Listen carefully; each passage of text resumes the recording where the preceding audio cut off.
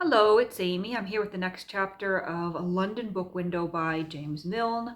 And this week's chapter is titled The Diary in English Letters. Do you keep a diary? You may or you may not. Anyhow, you are interested in diaries because they make good reading. Our English literature is particularly rich in them, and one wonders why that should be. One may always wonder. It cannot be that English men and women are more egotistic or egoistic, for there is a clear difference between those words, than the men and women of other nations. They think of us as a reserved people, and we are, in many ways, self-conscious, sometimes to the degree of silent awkwardness. When you reflect, it may just be this English reserve which has driven us to the keeping of diaries. We have felt that we could, at all events, be confidential with them, however we might be with our friends, not to speak of strangers. Mostly, too, folk who keep diaries mean them never to be published, and those of us who are old enough to remember, can remember, in token of this, little volumes with locks on them which used to be sold for diary keeping. They seemed uncouth and harsh, and in a day of more candour and perhaps rather less self-consciousness, they have gone out of fashion. If you want to know all about English diaries, and the curiosity is both human and literary, you should turn to a recent book, English Diaries by Mr. Arthur Ponsonby, MP, Under-Secretary for Foreign Affairs in the Labour government. Within its pages you will find a review of English diaries from the 16th to the 20th century, or from King Edward VI as diarist to Queen Victoria also as a diarist, and later. No kind of reading, writes Macaulay, is so delightful, so fascinating, as this minute history of a man's self. Our most recent capture has been the journal of Joseph Farragon, the 18th century artist and man about town. He had no literary quality worth speaking about, but then literary quality is often the last thing one wants in a diary. It tends to fine writing, and fine writing tends to phrases rather than facts, and all that makes away from the sound, honest record.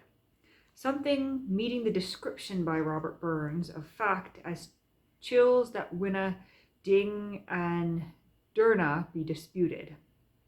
I'm going to admit I have no idea what this phrase by Robert Burns is meant to be. Here, I'll hold the book up here to you. Chills that winna ding and Darna be disputed. I can't fathom what that's supposed to mean.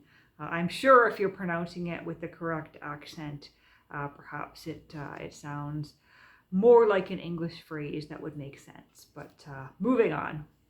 Any of us, the learned or the most illiterate, the known person or the quite unknown person, may keep a diary, which is not, if you please, history, unless in very exceptional cases, the story of a human life amid its surroundings.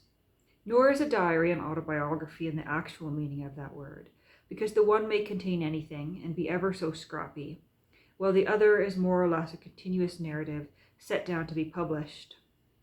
Again, letter writing has little relationship to diary keeping, because there is always the consciousness that there is a reader waiting at the other end of the post. Thus the writer becomes self-conscious, and the truth, the whole truth, and nothing but the truth, never flows from a pen so used. We may claim, therefore, in Mr. Arthur Ponsonby's admirable summing up, that diary writing is a unique form of writing. The literary, the learned, and the great by no means necessarily excel in this particular art. It is confined to no one class, no one profession, no one age of life. Sovereigns, scholars, sportsmen, tradesmen, philosophers, old women, and children all write diaries. Those of us who saw something of Gladstone know that he kept a diary for many years, and that its contents proved of no great use when Viscount Morley came to write his biography. King Edward VIII, I think that's supposed to be, or the 7th? I think that's the 7th. King Edward VII kept a journal, so instructed when he was young, by Queen Victoria and the Prince Consort. Queen Victoria's own diary must be the most extensive work of the sort that exists in the English language. It was begun when she was 13 and kept up until the end of her life. She lived to be 82, and the diary harvest of that long life makes 100 volumes of manuscript. This great journal, which is never likely to be all published, since gets its distinction from the fact that it is the chronicle of a sovereign. It will be a priceless document for historians of the Victorian age, because it will both reveal the inner forces at work making history and test the accuracy of other sources of information. Queen Victoria had her limitations as a woman, and no doubt also as a sovereign, but she had, as the saying is, no axes to grind. Her position was far too great, her personality far too strong, for the frailties of common humanity always to be coming in, as they do with some diarists, and so her journal may almost be regarded as a state paper. And I'm going to pause here to pose this question. Perhaps I'll Google it when I'm done reading here. But have Queen Victoria's journals ever been published in their entirety? That is certainly an interesting question that I would ask myself just about 100 years after Milne is writing here, and musing about the possibility of their publication someday. Now, when one has said that, one comes upon the essential difference which there is between the English diarist and the French, the Italian, or the European diary generally. We make diaries out of the events that pass around us and the men and women we see or meet or know, and often they are very interesting diaries. Samuel Pepys is full of gossip concerning other people and the events of his time, though happily for our entertainment he never forgets himself. John Evelyn is even more a general recorder, and so is Charles Greville, whose diaries, when they were published, quite upset Queen Victoria because he held an official position as Clerk of the Council. Think of the European diaries which have made a stir, for instance, that of George Sand, who is French, and that of Marie Bashkirtseff. That is a name I'm not familiar with. Marie, as you would expect it to be spelled. And then the last name is Bashkirtseff. Marie Bashkirtseff, who was Russian, and you say to yourself, yes, they were, in effect, self-revelations, self-stories, the intimate lives, spiritual and physical, of the people who wrote them. It was so, but always it should be borne in mind that the average diary of a foreigner is not likely to reach us in English, only the one so explosive in its humanity that it becomes a confession for all mankind. So that is an interesting observation on the difference between English diaries and what he's referring to here as European diaries. And I do wonder if this observation would actually hold true if you were to do a study of diarists up until the date when he published in 1925 here. If it would hold true that English diarists did indeed focus most of their attention on, observing and conveying the events and the actions of the people around them, whereas the European diarists, as Milne suggests here, focused more on their own personal lives. If that's true, I'd be very much interested to look at it more, but it's hard to say, because this could just be Milne, sitting down at his desk and writing this chapter, writing this essay, based on his own observations, based on, maybe the half dozen non-English diaries that he had perhaps read in his life. It's certainly hard to say. Not long ago, however, we got The Journal of a Disappointed Man and A Last Diary, a work which is almost un-English in its intimacy, and therefore to be grouped with a chronicle like that of Marie Bashkirtseff. It shows, among other things, that the tendency of modern life, even among a people of reserve like ourselves, is to become more introspective, more self-analytical. Nay, it shows self-analysis carried into very deep recesses of human consciousness. For Barbellion, as the writer called himself, had a burden of qualities which made for that. He was the son of a journalist and himself did some journalism, although weak health must have stood in the way when a strenuous profession was concerned. He was born in Devonshire in 1889, and from work on his father's paper, he went to a post in the Natural History Museum at South Kensington. He died in 1919 after living long enough to see his first diary into print and the second one completed in manuscript. He cut no figure in the world. He met no celebrities. He probably never even saw the king, there being much unlike Mr. Arthur Ponsonby, who was born in the atmosphere of the court. And yet he left a diary which will, for its sheer human interest, rank high in this corner of English literature. How hard it is for the most willing, the most conscientious diarist to tell the truth absolutely about himself. It is, writes Barbellion, whose real name was Cummings, impossible to tell the truth. In this journal I have tried, but I have not succeeded. I set down a good deal, but I cannot tell it. Truth of self has to be left by the psychology minor at the bottom of his boring. Again, when the night of death was closing round him, he reflects in the journal, I can see now that I have made myself out worse than I am or was.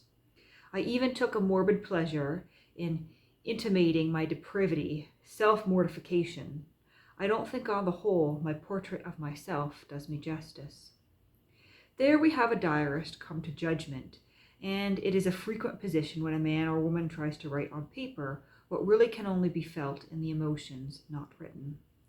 I am so steeped in myself, in another of Barbellion's confessions, in my moods, vapors, idiosyncrasies, so self-sodden that I am unable to stand clear of the data to marshal and classify the multitude of factors, and thence draw the deduction what manner of man I am.